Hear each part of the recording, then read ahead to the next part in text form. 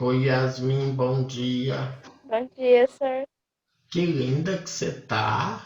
Obrigada. Oi, Mari, tudo bem? Oi, Sor, bom dia.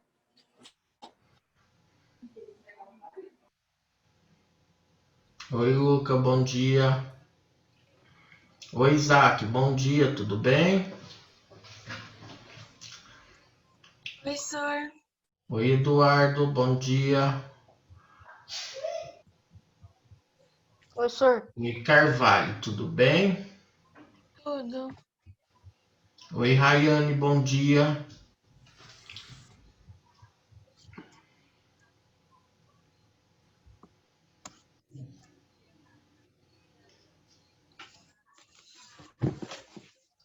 Oi, Lucas, faz um joinha aí pra mim. Bom dia, professor. Bom dia, tudo bem? Tudo. Oi, Fernanda.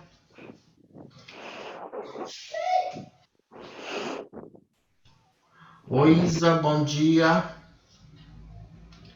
Oi, Fernanda, Oi, bom tudo bem? dia. Tudo Bom bem? dia, Sor.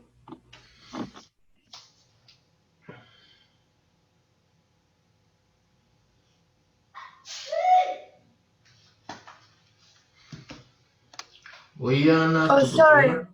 Sor, eu vou buscar meu fone, já volto. Tá bom, Mari.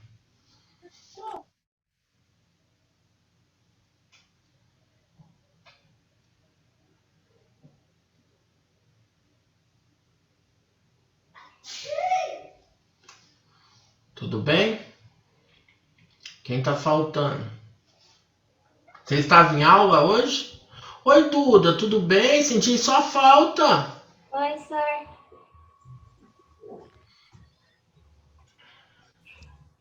Não, Sor, a gente não tava em aula. Ah, tá. Deixa eu falar uma coisa para vocês, tá? Dê uma olhada, por exemplo, na atividade de vocês. Eu estou preocupado com a questão das respostas de vocês. Tem muito aluno que está respondendo, por exemplo, de qualquer jeito. Teve aluno que eu olhei lá, respondeu as 5 questões em 2 minutos, tá? Então, assim, eu não sei se na hora de enviar você está enviando errado, se enviou de qualquer jeito. Gente, tome cuidado, tá?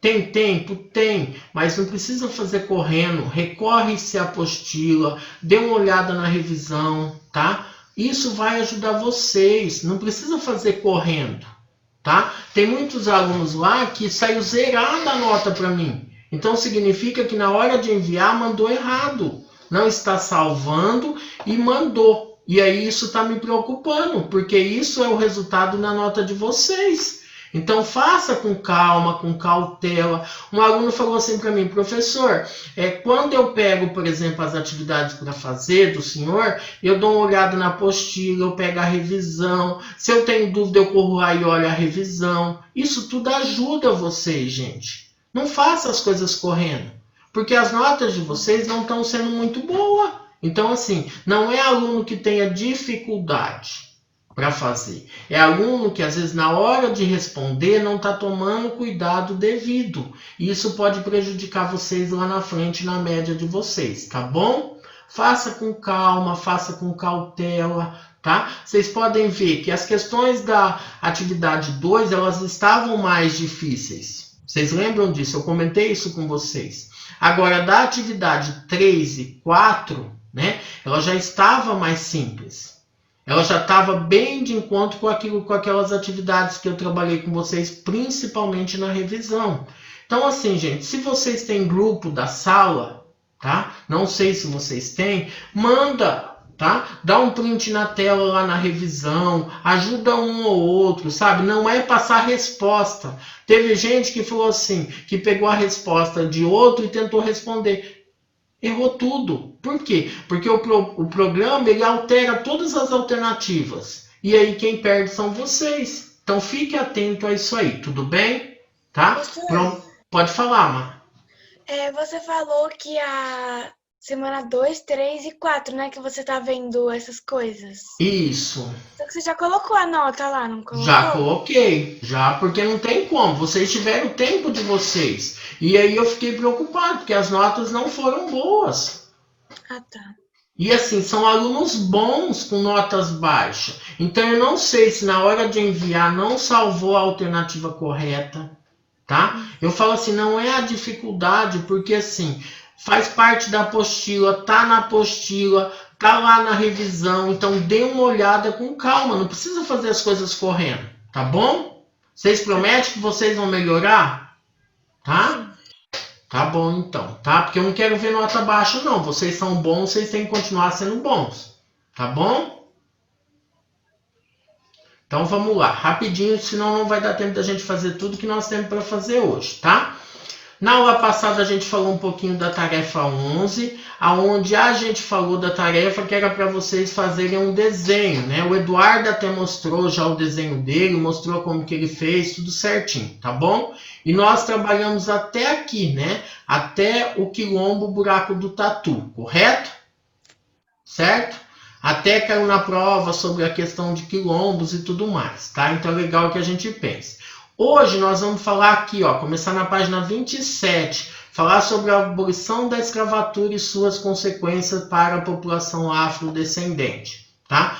Abolição, ou seja, vamos acabar com a escravidão, mas ela teve uma consequência, né? Principalmente essas consequências, ela veio junto, né, com algumas mudanças que aconteceu lá na Europa. A vinda, por exemplo, dos italianos, né? Mão de obra assalariada, mão de obra qualificada, tudo isso são exemplos que aconteceu, né? O que aconteceu com as pessoas que, por exemplo, deixaram de ser escravos, né? Aonde eles foram parar, né? Eles não tinham para onde ir, eles não tinham comida, eles não tinham roupa, eles não tinham onde ficar, né? Muitos se tornaram mendigos, muitos voltaram para trabalhar nas fazendas em troca de comida. Outros, por exemplo, que tinham um pouquinho mais de conhecimento, que era considerado um artesão, tinha uma mão de obra melhor, começou a trabalhar com artesanato.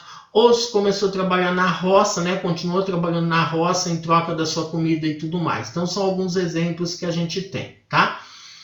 Quem poderia começar? Vamos lá, Dudinha. Você me avisa se alguém colocar alguma coisa no bate-papo, tá? Você pode começar a leitura aqui para nós, vai até aqui, né? Esse terceiro ponto aqui, até nosso país, e depois a Marina Carvalho continua, tá bom? Tá bom. Senhora, eu tô sem óculos, então se eu ler, é que eu não tô conseguindo chegar, que eu perdi meu óculos. Mas lê na apostila, não dá? Sim, aqui tá embaçado um pouco, mas... Ah, tá. Você quer que eu peça para outro ler? Não, eu consigo. Então tá, então vamos lá.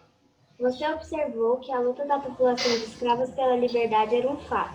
Observou, além disso, que as condições históricas europeias haviam mudado, o que fez com que os interesses na participação do Brasil nesse processo também mudassem. Já comentamos a importância dessa ligação para o nosso país. As mudanças processadas na Europa ocorreram devido à necessidade cada vez maior de ampliar mercados consumidores de países industrializados, o que ia ao encontro com o fim da escravidão, já que os escravos não podiam estar na condição de consumidor.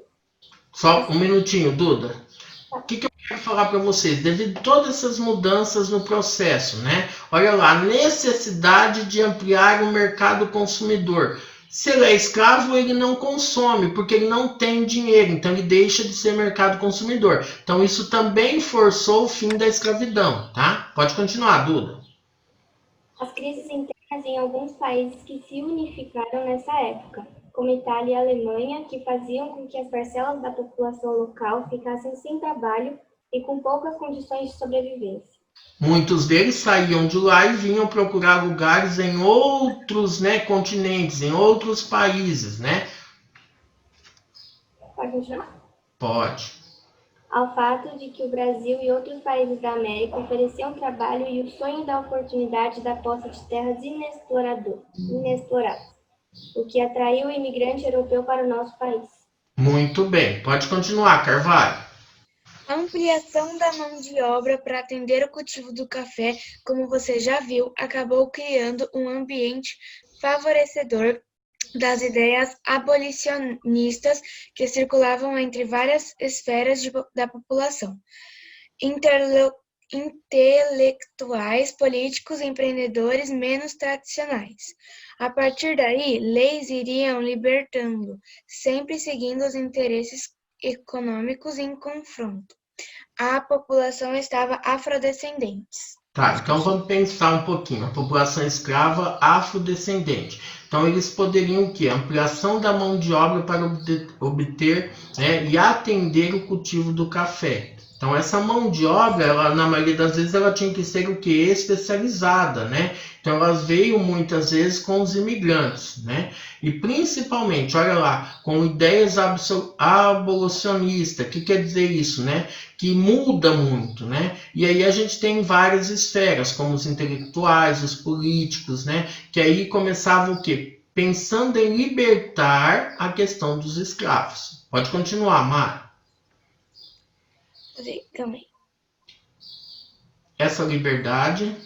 Essa liberdade, no entanto, não veio acompanhada de qualquer assistência aos novos libertos, nem por parte do Estado, que não estava nem um pouco interessado, nem por parte da igreja ou de qualquer outra instituição.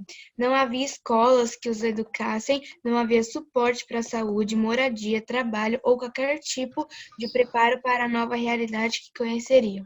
Tá, então vamos pensar aqui um pouquinho, né? Como, essa liberdade, então se surgiu o que? A libertação dos escravos, sem nenhuma assistência. Por quê? Tanto o Estado, que eram duas instituições muito fortes da época e continua sendo até hoje, tanto o Estado nem a igreja não estavam, vamos falar assim, dando assistência, porque não havia escolas para educarem, não havia, por exemplo, suporte para saúde, moradia e muito menos trabalho. Quem continua? Vamos lá, Mariane. Assim, a situação de vida dessa população ficou ainda pior. Muitos foram aqueles que se tornaram mendigos, sem teto e que viviam de pequenos expedientes. Aqueles que tinham alguma habilidade, como artesãos, se mudaram para as cidades, mas sempre para fazer trabalhos de pouca importância para aquele momento econômico. Outros permaneceram nos lugares onde sempre viveram, como agregados ou parceiros. Continuavam tratando a terra e a roça, sem receber qualquer pagamento. Um grande contingente de ex-escravos, no entanto, aceitava trabalhos temporários e se tornava itinerantes. Esses ex-escravos ora trabalhavam como vaqueiros, ora trabalhavam como agricultores, na época da colheita, porém preservavam o sonho de obter o seu próprio pedaço de terra e construir sua própria família. Foi bem aquilo que eu falei para vocês, né? Eles saíram, não tinham para onde ir, muitos se tornaram mendigos, outros foram fazer artesanato, vamos falar, na cidade, mas muitos também continuavam o quê? Trabalhando, por exemplo, o quê? Como agricultores, vaqueiros e tudo mais, mas sempre sonhando com a sua, né? Com o seu pedaço de terra, né? Com a sua melhor condição de vida. Quem continua?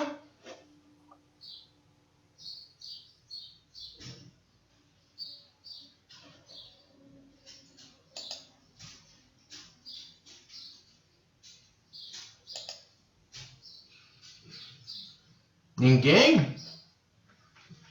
Vamos, Raíssa, me ajuda? Não foi por acaso, portanto, que durante todo o século XX tenham reivindicado suas terras, fosse exigindo a reforma agrária, fosse na luta pelo reconhecimento e posse das terras dos quilombos, como você viu. Continua? Pode continuar. É preciso observar que durante todo esse tempo, a questão de desigualdade racial era vista somente como a existência de diferenças sociais. Tá, então para um pouquinho. Então a gente está falando um pouquinho do que, que durante todo o século XX tem reivindicando suas terras, ou seja, tentando brigar pelos seus direitos, a questão da reforma agrária, tendo um pedaço de terra, né? A questão, por exemplo, de reconhecimento e posse das terras quilombolas, tudo isso durante o século XX. Outro exemplo que se fala, né, que literalmente em todo o tempo a questão era tratada como apenas diferença social e não questão racial, né? E nos anos 80, olha lá, nos anos 80, os movimentos urbanos de defesa de direitos de minorias se tornaram visíveis, né? A mobilização dos negros e seus descendentes se fortalece. Já havia vários grupos que se manifestavam em torno de terras, né, de temas mais específicos. A luta das mulheres negras, as questões sobre o mercado de trabalho, desigual.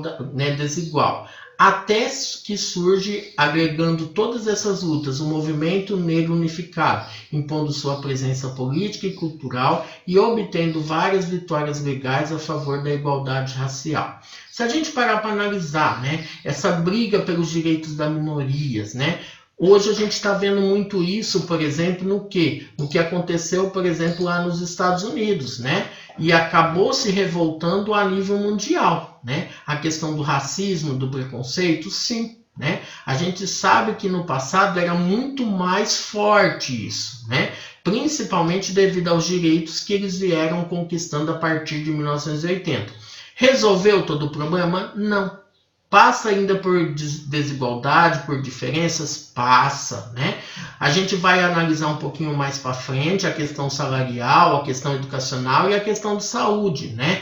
Entre o preto e o branco. A gente vai conseguir ver essa diferença um pouquinho aí nas tabelas mais à frente. Mas isso tudo que, a partir dos anos 80, começa a ter o quê? A questão do Estatuto da Igualdade Racial. Olha que interessante. Aí eles começam a adquirir os direitos, né? E eles começam a ser vistos como população normal, como sem diferença, tá? E aí é interessante que a gente pense um pouquinho.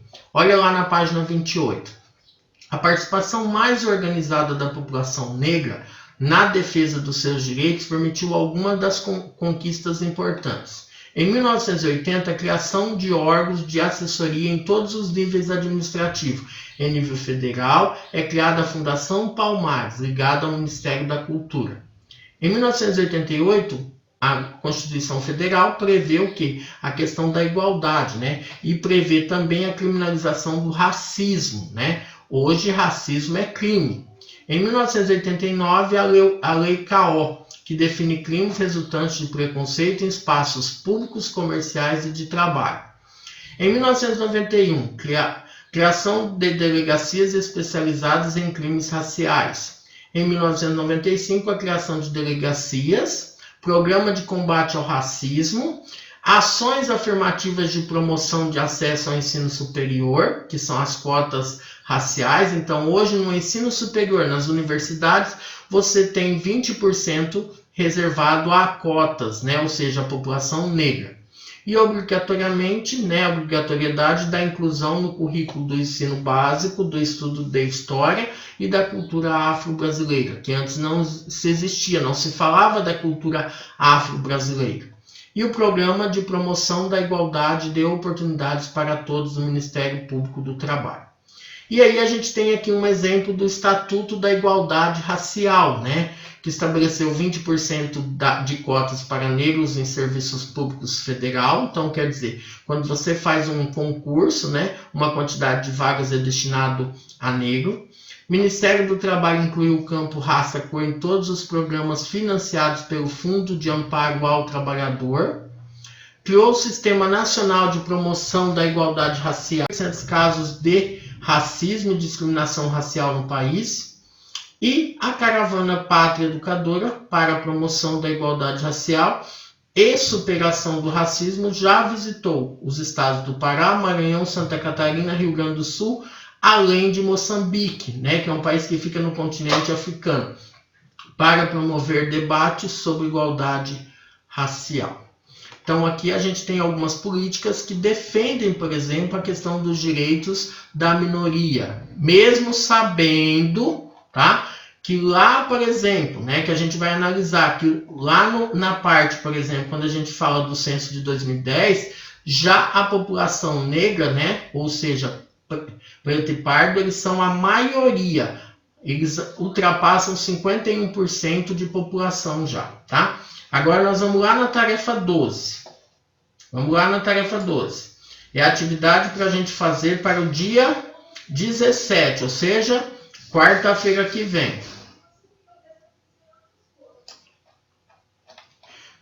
Então, nós temos a tarefa 11, que foi aquela que até o Eduardo mostrou e tudo mais, que ele fez o desenho, né? Aí nós temos a tarefa 12, que fala do Estatuto da Igualdade Racial. Em 2010, foi criado o Estatuto da Igualdade Racial, com o objetivo de garantir a igualdade de oportunidades entre os diferentes grupos raciais, a garantia de seus direitos e o combate à discriminação.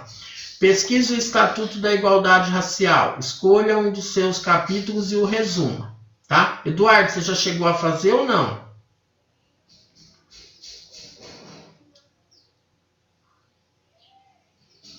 Não, só ele não chegou, ele falou Tá. no chat. Isso. O que vocês vão estar colocando aqui? Então, vocês vão entrar lá, vão pesquisar. Por exemplo, no Google, Estatuto da Igualdade Racial. Vai aparecer o estatuto inteiro.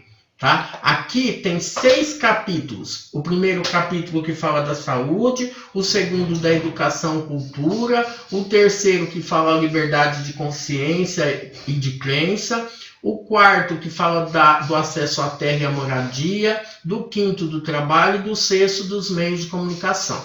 Você vai olhar lá e vai pegar, por exemplo, um desses capítulos, só um. Você vai escolher e você vai fazer. Você pode escrever o capítulo aqui ou pode colar e você pode fazer um comentário, tá? Um resumo sobre esse capítulo. E aí você coloca a sua opinião junto. O que você acha daquele capítulo e por quê, tá bom? Tudo bem? E aí eu já vou explicar a tarefa 13 para vocês também, que é para o dia 17. Então, manifestações culturais, né? Nos quadros abaixo estão representadas algumas das manifestações culturais brasileiras. Escolha uma delas e organize uma pesquisa que reúna as suas características. Por exemplo, época em que ocorre, descrição das roupas das pessoas, presença ou não de religiosidade, a localização e a importância. Então, nós temos 6 aqui, né? Manifestações culturais. Vocês vão escolher uma delas e vai pesquisar sobre ela, falando aonde ocorre. Por exemplo, Folia de Reis acontece muito em Minas, no interior do estado de São Paulo, né? A questão, quando que ocorre? Lá no finalzinho de dezembro, começo de janeiro. Então, são alguns exemplos que a gente tem. E vocês vão estar escrevendo, tá bom? Então, as duas tarefas... Pode falar, Carvalho. Uma dúvida. Mas como assim a importância? Por exemplo, a importância de se preservar. O que ela está preservando, né? Então, vai ter lá, importante para quê? O que ela mostra, né? São alguns exemplos que se tem, tá bom? Então, a tarefa 12 e 13 para o dia 17, tá? Tudo bem? Marquem aí. Agora nós vamos falar um pouquinho dos afrodescendentes hoje. Vamos lá, Mari, pode ler para nós? Maria, o senhor? Isso. Na página 29, né? Isso. O resultado do Censo Demográfico 2010 nos mostra que, apesar de já ser predominante no Brasil, 51,7% da população total, a população negra ainda sofre com a desigualdade social. O IBGE define como negro tanto o pardo, a descendência africana, quanto o preto. Tá, vou dar um exemplo. Então, quer dizer, mais da metade da população hoje é considerada população negra. Então, o que a gente consegue perceber? Que mesmo tendo a maior parte da população, nós ainda temos muito preconceito, muito racismo, tá? Pode continuar. Os dados do Instituto apontam a violência como uma das maiores causas dessa desigualdade. Violência contra a mulher, contra jovens e crianças, marginalidade, etc. Mas ainda outros itens podem ser assim considerados, como a desigualdade de renda, educação e saúde. Só para vocês terem ideia, nós vamos analisar agora renda, educação e saúde. Mas eu vi uma reportagem essa semana na TV, né, falando o seguinte, a pessoa falando lá, ela dando, né, um depoimento, ela dizendo, você tem um grupo, por exemplo, de pessoas negras, de adolescente negro, num lado, e um bando, vamos falar assim, um grupo de pessoas, por exemplo, branca de outro, de adolescentes, o que acontece? Você tem, né, dois lados. E aí, se chega a polícia para dar uma batida, né, a primeira coisa que ela vai é no grupo dos negros. Isso já é uma forma de preconceito, né? Então, a gente entende também o racismo, o preconceito, que ainda está muito presente no nosso dia a dia, tá? Nós temos as duas tabelas para a gente analisar, né? Aqui é a questão comparativa de renda. Isso é de acordo com um estudo feito pelo IBGE, tá, gente? Então, o que eles tentam mostrar aqui? Ó, o rendimento médio real por habitante recebido no trabalho principal, segundo a cor ou raça, por regiões metropolitanas. Então, vamos tentar entender. Olha aqui, o branco, né? Em 2003, ele ganhava 1.800. Preto ou pardo, 900. Olha a diferença. Às vezes, para executar o mesmo trabalho, o mesmo serviço, né? Olha em 2013, 2.300, 1.300. R$1.000 de diferença, às vezes salarial, de rendimento. Então, significa, às vezes, para exercer a mesma função, um exemplo, às vezes o negro ganha menos do que o branco. Tá? Olha o Recife, 1.800, 1.100. Salvador, 2.500, 1.200. Belo Horizonte, 2.500, 1.400. Rio de Janeiro, 2.600, 1.400. São Paulo, 2.400, 1.300. Porto Alegre, 1.900 e 1.300. Então, há uma diferença muito grande em rendimento médio. Então, quer dizer, a população preta ou parda, elas ganham menos do que a população branca. Isso, às vezes, gente, a gente consegue perceber, às vezes, até nos trabalhos, né? Antigamente, na TV, né, nas novelas, apareciam principalmente o quê? A população negra como empregado. Há pouco tempo que você começa a ver, por exemplo, né, negros, por exemplo, na novela, sendo, por exemplo, patrão, sendo juiz, né? Esses dias mesmo, né? A questão de jornal, telejornal, né? O Jornal Nacional, né? Agora tem uma negra, por exemplo, que faz parte do jornal. Então significa o quê? É um exemplo que se tem. Isso é uma forma de preconceito, de racismo que eles estão, né, que estão ganhando espaço. E o que aconteceu nos Estados Unidos mostrou muito bem isso aí. A questão do preconceito, a questão do racismo. Tá? Pode falar. Você é o senhor lá mesmo? Lá foi, por exemplo, um segurança negro, né? Ele foi morto brutalmente por um policial, né? Mas o policial não quis nem saber direito o que aconteceu. Chegou, vamos falar, matou o cara lá enforcado e tudo mais, pressionou. E aí foi literalmente por quê? Pela questão racista mesmo, pela questão da cor do segurança. Tá? Tá na mídia, tá em todos os jornais mostrando tudo isso, tá bom? Isso na questão de rendimento. Olha a questão, por exemplo, dos gráficos, né? O primeiro gráfico aqui, que é o gráfico 2, ele mostra a questão educacional. 2001, 2011. 2001, 2011. População branca, população preta ou parda.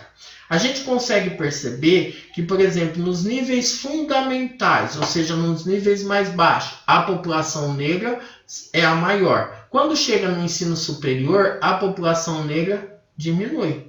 Então vamos dar uma olhada. Olha aqui, ó, em 2001, população no ensino fundamental regular era 11, população negra 32.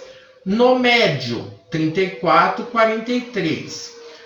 No superior, que é essa cor vermelha, olha quanto que tá, de 39 para 10, cai. Então, quer dizer, a população negra, ela vem, por exemplo, no fundamental, no médio, quando ela chega no ensino superior, diminui. Outro exemplo em 2011, né?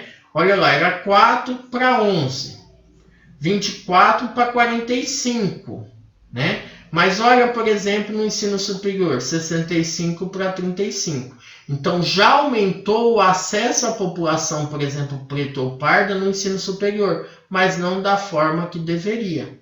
Tá? Aumentou, mas poderiam ter aumentado muito mais. Por que será que aumentou? Será que as políticas, por exemplo, principalmente de cotas, a questão do acesso, tem tudo isso, a legislação, então tem tudo isso para a gente analisar. Olha, por exemplo, na saúde, né? Pessoas que consultaram um médico nos últimos 12 meses. População branca, 75%. Preta não chegou a 70. Parda também menos de 70. Então, quem procura mais médico? É mais a população branca. Aí nós temos algumas questões para a gente estar respondendo. Gente, eu vou dar 1 minutinho para cada questão, senão não vai dar tempo, tá? Então vamos lá. Analise a tabela e cada um dos gráficos com atenção e responda. Você diria que a situação da população afrodescendente já é igual à da população branca? Não, né? Justifique sua resposta a partir de comentários do gráfico. Então, assim, não, porque a gente consegue perceber o quê? Que o acesso ainda é inferior em relação tanto à saúde, à educação e à renda da população branca, né? Então, vamos lá. Já respondam aí rapidinho.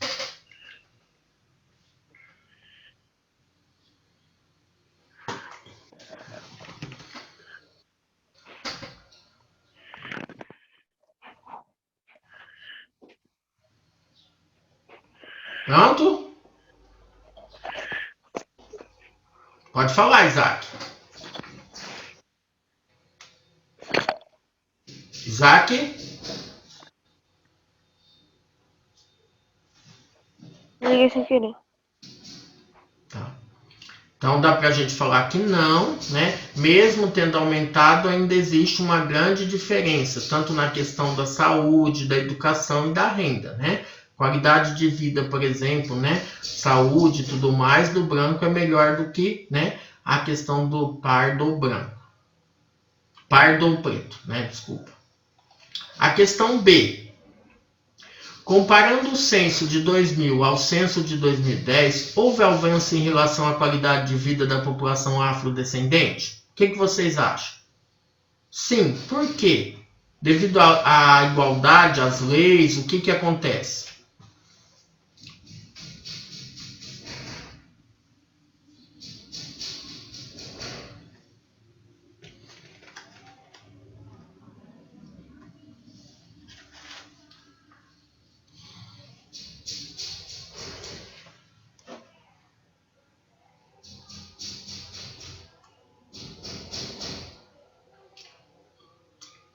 Página 31, questão C.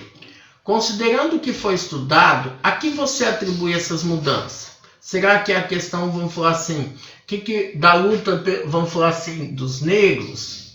Será que é a questão da legislação, dos direitos adquiridos? O que dá para a gente falar? Do Estatuto da Igualdade Racial? Tudo isso vem contribuir, né?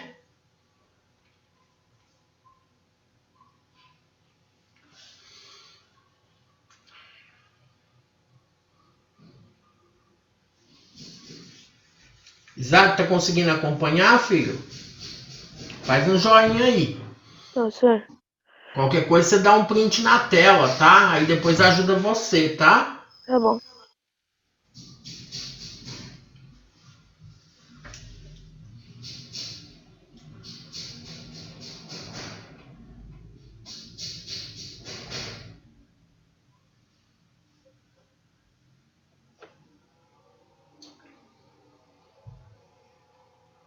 A questão D. Quais os dados que mais lhe chamaram a atenção? Fala para mim, ô Duda. Foi o da saúde, foi o da educação, foi o da economia, da renda? O que chamou a sua atenção? Como assim? Eu não entendi a pergunta. Quais os dados, por exemplo, os dados relacionados a rendimento, ou seja, a dinheiro, a questão da saúde ou da educação? Quais os dados que mais chamou sua atenção? Ah, o do dinheiro. Porque a gente não tem essa noção, né? A gente acha que todo mundo ganha a mesma quantidade. Não é bem assim, né? Sim. Aí você já até justificou, né? Porque às vezes a gente fala o quê? Né? A questão da renda, porque a gente achava que todos ganhavam mais ou menos a mesma coisa. Sim. Essa é a D. Olha aí. Você concorda com as políticas que vêm sendo desenvolvidas? O que você acha nessa política? A questão da política de cotas, do direito racial. Vocês concordam? O que você acha, Carvalho?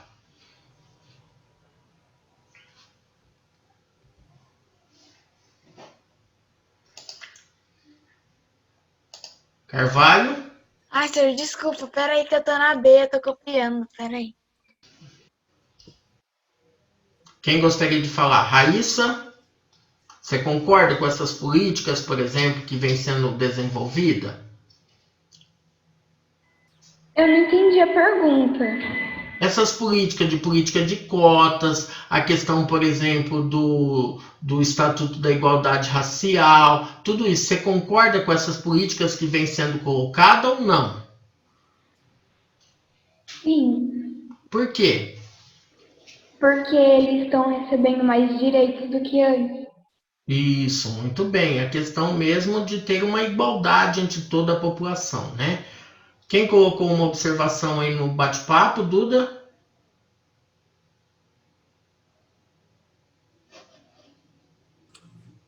A mim, só que eu não sei qual das duas é, falou que a internet dela caiu. É a. Não, é a de cabelo cacheadinho.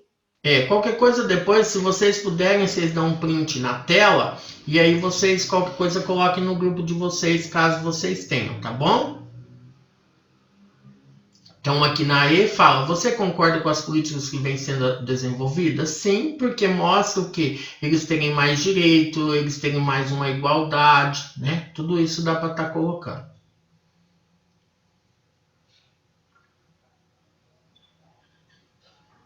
Vamos? Podemos?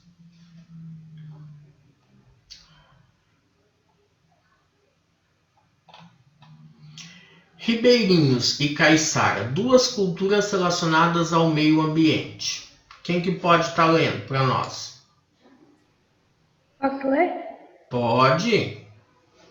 Dentre a enorme diversidade cultural em nosso país, há ainda os grupos tradicionais, reconhecidos pelo governo federal em decreto de 2007, quando as políticas públicas adotadas para indígenas e quilombolas foram ampliadas.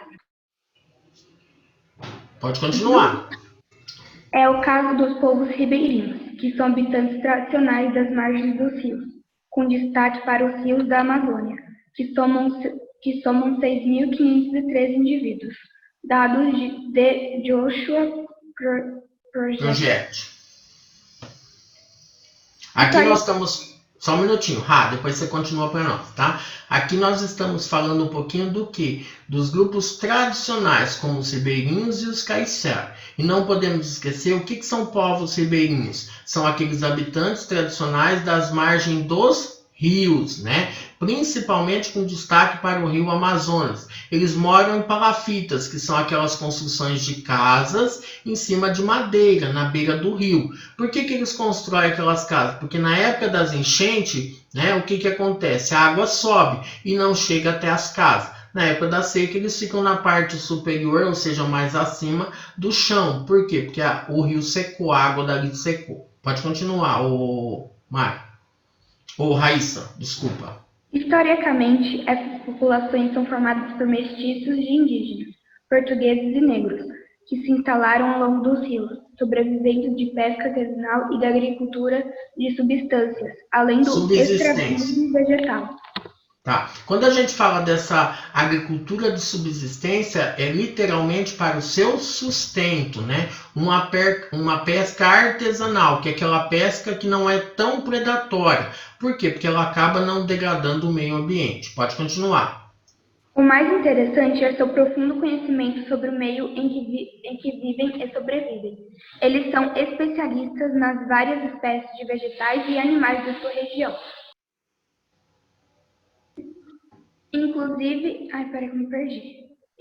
as várias espécies de peixes e seus ciclos de reprodução, as cadeias alimentares estabelecidas, etc. Por isso, as técnicas utilizadas para suas atividades são preservacionistas, ou seja, eles ajudam a manter os ciclos naturais e, consequentemente, mantêm a sobrevivência do seu grupo. Olha que interessante. Então, eles vivem às margens dos rios, mas eles não degradam o meio ambiente, porque eles respeitam os ciclos naturais. Muito bem. Aí a gente tem uma imagem, né, que a maioria da população ribeirinha vive nas palafitas, né, que são construções precárias sobre estacas em áreas alagadas. Olha um exemplo aqui, né?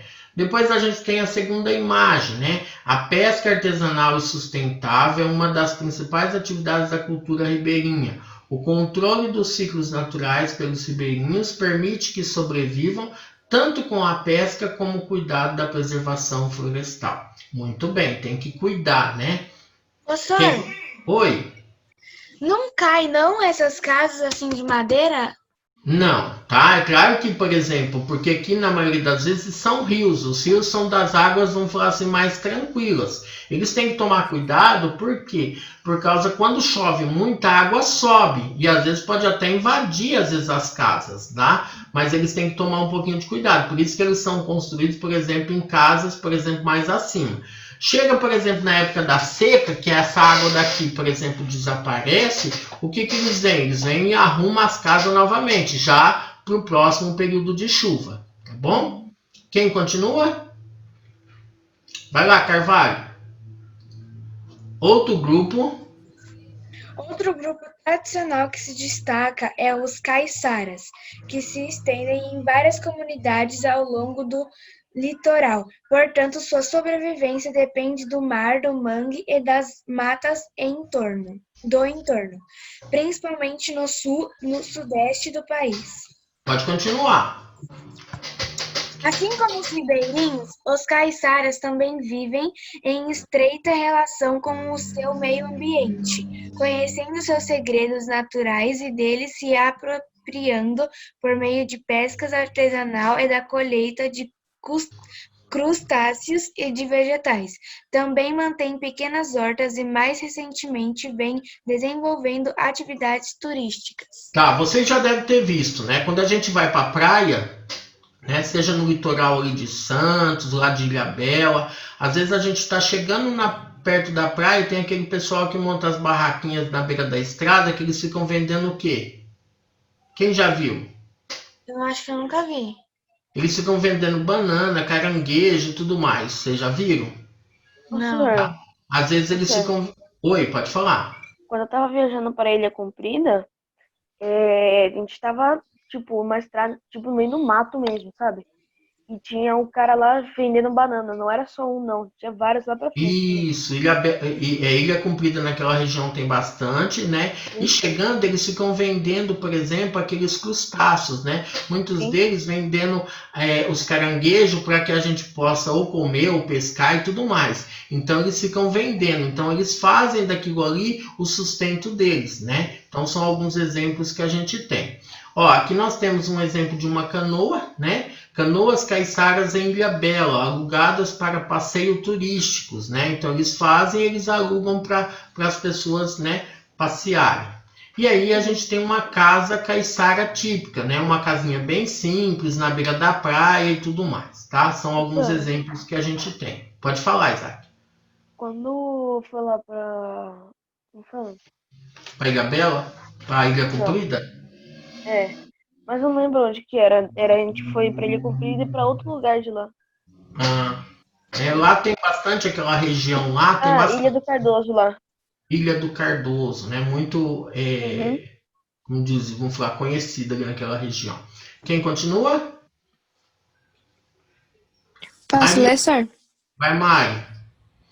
As principais ameaças a essas comunidades, claro, estão associadas às questões ambientais, como desmatamento, poluição dos rios e do mar com produtos tóxicos, e lixo urbano. As alterações ambientais produzidas por construção de hidrelétricas, áreas de mineração, construção de condomínios à beira de mar. Todas essas ameaças comprometem o modo de vida e da segurança alimentar dessas comunidades, bem como suas tradições, além de reduzir sua importância para a preservação da natureza. Tá, o que a gente está falando aqui? De algumas comunidades, né, principalmente ribeirinhas e também dos caiçaras, que estão passando por sérios problemas, né, ameaças. Por quê? Porque tem a questão ambiental dos desmatamento e das poluições dos rios e do mar, principalmente devido a produtos tóxicos, como lixo urbano, e também por construções de hidrelétricas, né, áreas de mineração, construção de condomínios à beira-mar. Tudo isso faz com que eles perca o espaço deles, né? E aí não se tem a preservação da natureza. Muito bem. Aqui nós temos na página 34, nós temos essa atividade aqui, mas nós não estaremos fazendo. Então pode marcar aqui que essa parte nós não vamos estar fazendo. Aqui era uma atividade para vocês pesquisarem, para vocês fazerem, por exemplo, em cartolina, em algumas coisas desse tipo. Então não precisam fazer. Isso vem de encontro com a tarefa de número 13. Então o que vocês vão estar fazendo? Essa página vocês não precisam fazer, mas a tarefa 13 sim, 12, 13 para o dia 17, tá bom? Alguma dúvida até aqui? Tá, então agora eu vou passar para vocês a questão da revisão, tá?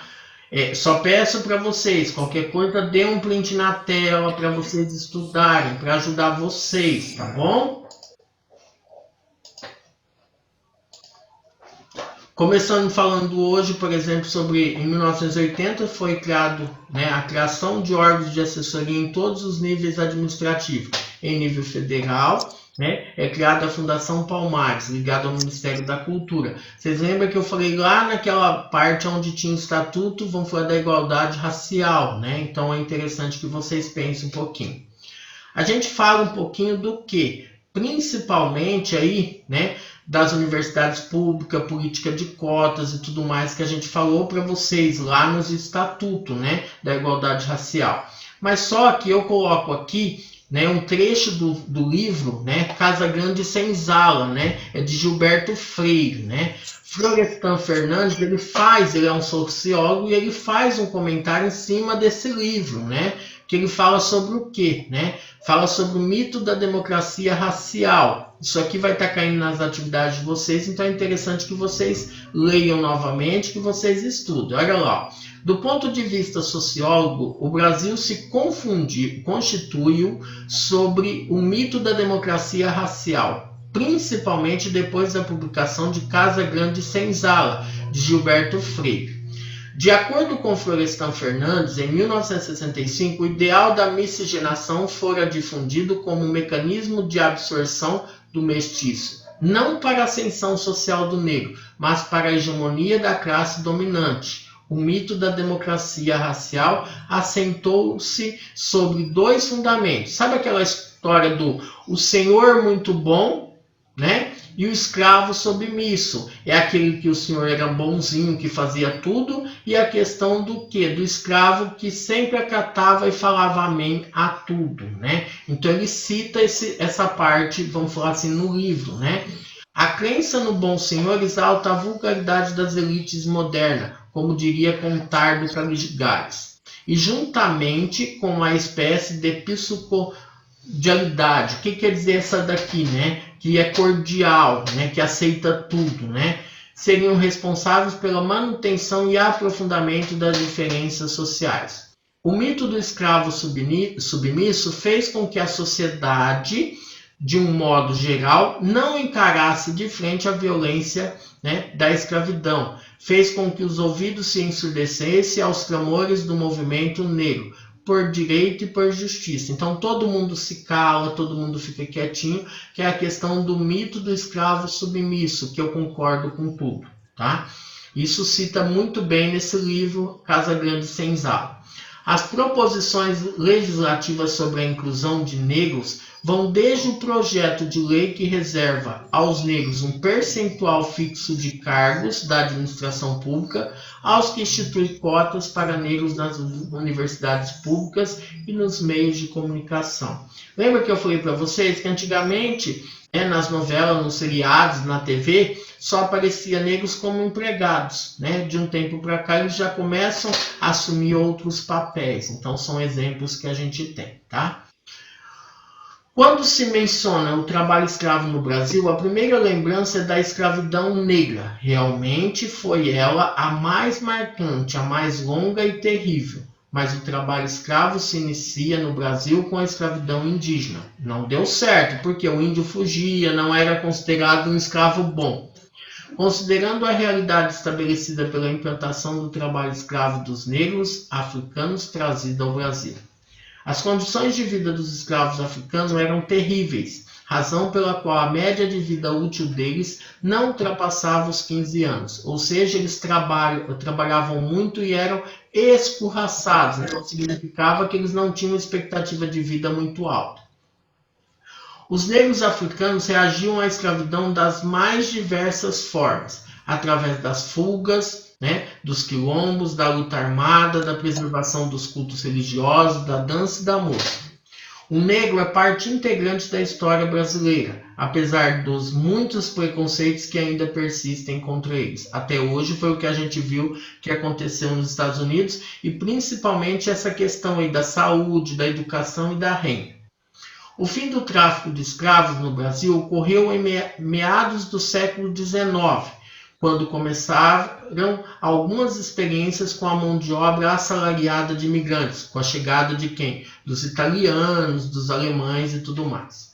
As razões que fizeram com que o Brasil colonial e mesmo durante o Império a escravidão africana predominasse em lugar da escravidão dos povos indígenas podem ser atribuídas a setores da Igreja e da Coroa, que os opunha à escravidão indígena como fugas, epidemias e legislação anti-escravista indígena, que a tornaram menos atraente e lucrativa. O que quer dizer aqui?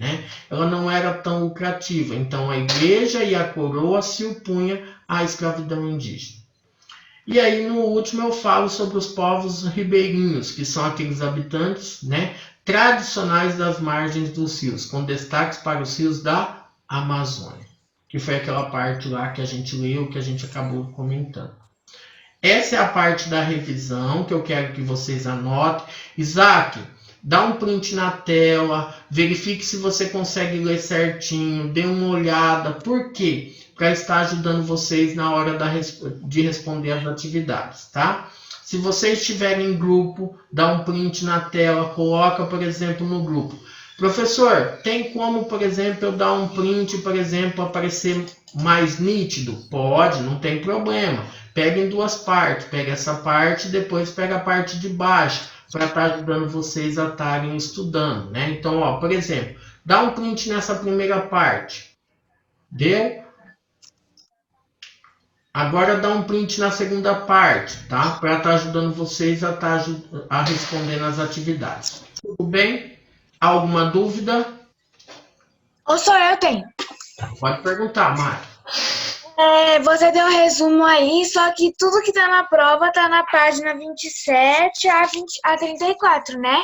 Isso, mas só que como nós falamos da política de cotas lá, eu fiz questão de trazer a questão dessa parte do livro, tá? Que fala, por exemplo, do quê?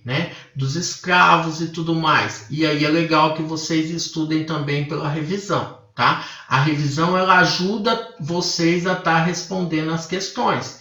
Então, não fique preso só naquelas páginas. Assista o vídeo que eu coloquei lá. Assistam, por exemplo, a live de novo, se acaso tem alguma dúvida. E principalmente a revisão. Porque a revisão eu pego para estar ajudando vocês, tá bom? Tudo bem? Faça com calma, não precisa correr. O tempo que está lá não é porque você fez em 1 minuto ou se você fez em 10, a nota vai ser diferente. Não. Tá? Então, preste atenção na hora de responder. Tá bom? Tudo bem? Isaac? Isaac? Eu. Conseguiu anotar tudo? Sim. Deu print na tela? Sim. Então tá bom, tá? Porque aí vai estar ajudando vocês a estarem estudando. Pessoal, beijos e até quarta-feira que vem, tá? Tchau, tchau. Tchau, Eduardo. Abraço. Tchau, Aninha. Tchau, senhor. Tchau, Isa. Beijos. Tchau.